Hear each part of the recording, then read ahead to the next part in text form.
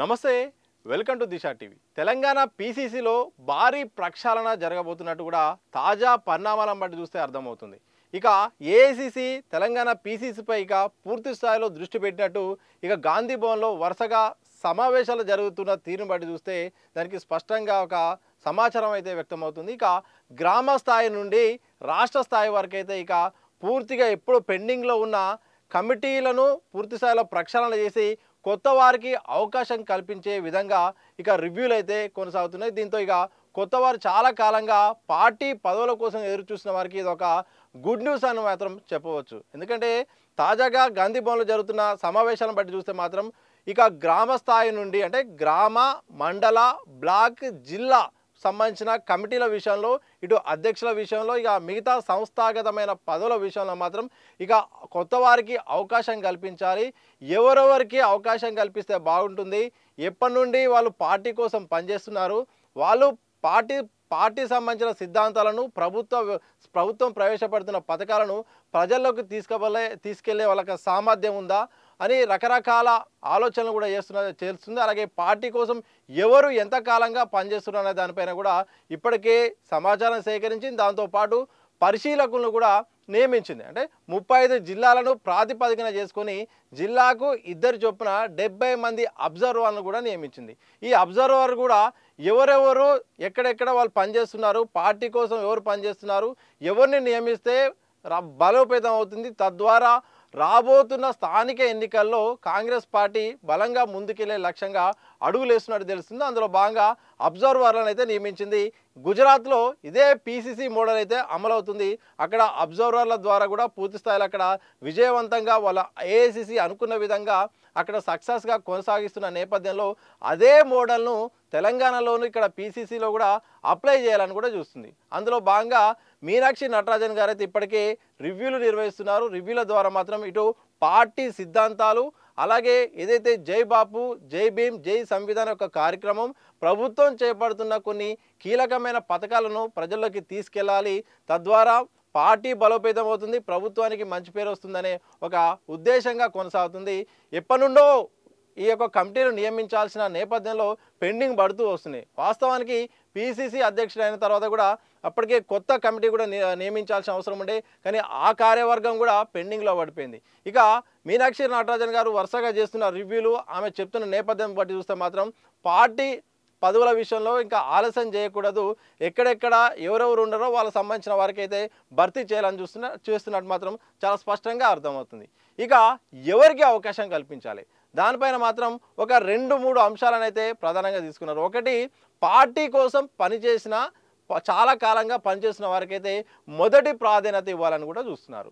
అంటే 2015 నుండి కానీ లేకపోతే దాదాపు 10 ఏళ్ల నుండి పనిచేసిన వారికి అత్యధికమైన ప్రాధాన్యత వాళ్ళకి పార్టీ పదవి ఇవ్వాలని కూడా చూస్తున్నారు. మరోవైపు సామాజిక న్యాయం, మహిళలకు ప్రాధాన్యత అనే అంశాన్ని కూడా తీసుకుంటారు. సామాజిక న్యాయం అంటే ప్రధానంగా ఎస్సీలకు అత్యధిక ప్రాధాన్యత, దాంతోపాటు మహిళలకు కూడా ప్రాధాన్యత ఇవ్వడం ద్వారా కాంగ్రెస్ పార్టీ మహిళా సాధికారతను కూడా ఇస్తుందనే ఒక ఉద్దేశంగా తీసుకెళ్లే ఒక కోణాన్ని కూడా తీసుకెళ్లాలని కూడా చూస్తున్నారు.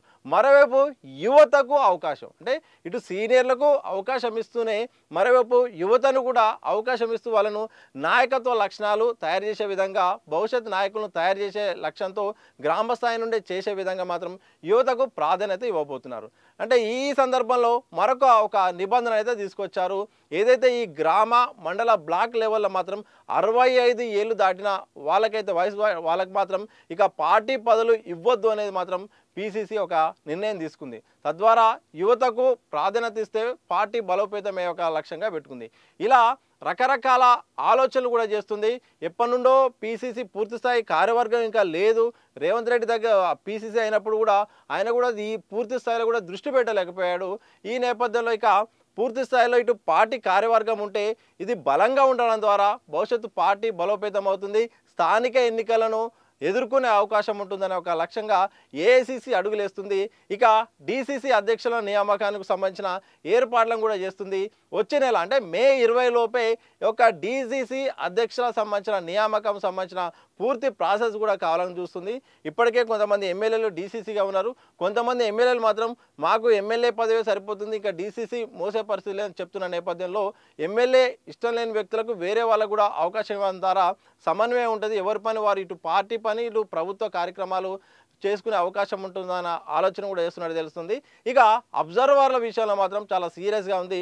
70 మంది అబ్జర్వర్లను నియమిస్తే నిన్న గాంధీ భవన్లో జరిగిన నేపథ్యంలో కేవలం సుమారు 60 మంది హాజరైనట్టు తెలుస్తుంది. 10 మంది హాజరు కాకపోవడంతో ఆ 10 మందిని అబ్జర్వర్ల లిస్టు నుండి తొలగించాలని మీనాక్షి నటరాజన్ గారు పిసిసి అధ్యక్షుడు చెప్పారట. ఇక సీరియస్ అంటే ఏ కార్యక్రమం తీసుకున్నా ఒక క్రమశిక్షణ ఉండాలి, పార్టీ సిద్ధాంతాల పట్ల అవగాహన ఉండాలి, ప్రజల్లోకి చేస్తున్న పని చెప్పే విధంగా అన్ని రకాల ఏర్పాట్లు అలాగే వాళ్ళకు ఒక సమాచారం ఉండాలి అనే అవగాహన ఉండాలని ఒక ఉద్దేశంగా ముందడుగు వేస్తున్నట్టు తెలుస్తుంది. ఇలా మొత్తానికి పీసీసీని తెలంగాణ సంబంధించిన ప్రక్షాళన చేయాలని చూస్తుంది. అందులో ఎప్పటి నుండో ఎదురు చూస్తున్న వారికి, పార్టీలో పనిచేస్తున్న వారికి, అలాగే కొత్తగా వచ్చిన వారికి, దాంతోపాటు యువతకు, ఇక సామాజిక వర్గాల ద్వారా ఇలా రకరకాల అంశాలను 3 దశల్లో సమావేశాలు నిర్వహించి ఈ అబ్జర్వర్లు మాత్రం ఒక లిస్టును తయారు చేయబోతున్నారు. ఈ లిస్టును బట్టి గ్రామ, మండల, బ్లాక్, జిల్లా అలాగే డీసీసీ సంబంధించిన అధ్యక్షుల నియామకం అయితే ఉండబోతుంది. మొత్తానికి ఎప్పటి నుండో పార్టీ పదవుల కోసం ఎదురు చూస్తూ ప్రభుత్వంలో అవకాశం రాక కనీసం పార్టీ పదవి ఇచ్చినా కానీ కనీసం ఆ ప్రోటోకాల్ ప్రకారమైన పని చేసుకోవడానికి సిద్ధంగా ఎదురు చూసిన వారికి అయితే మాత్రం ఇక పీసీసీ అయితే ఒక గుడ్ న్యూస్ త్వరలో చెప్పబోతుంది. ఇక మొత్తానికి యువతకు అలాగే పార్టీ కోసం పనిచేస్తున్న సీనియారిటీకి ప్రాధాన్యత ఇస్తూ మొత్తంగా దాదాపు సుమారు 1,50,000 పదవుల సంబంధించిన నియామకాలు మాత్రం మరికొద్ది రోజుల్లో ఇక జరగబోతున్నాయి. తద్వారా మొత్తానికి తెలంగాణ పీసీసీ ప్రక్షాళన దిశగా అడుగులేస్తున్నట్టు తాజా పరిణామాలను బట్టి చూస్తే మాత్రం అర్థమవుతుంది.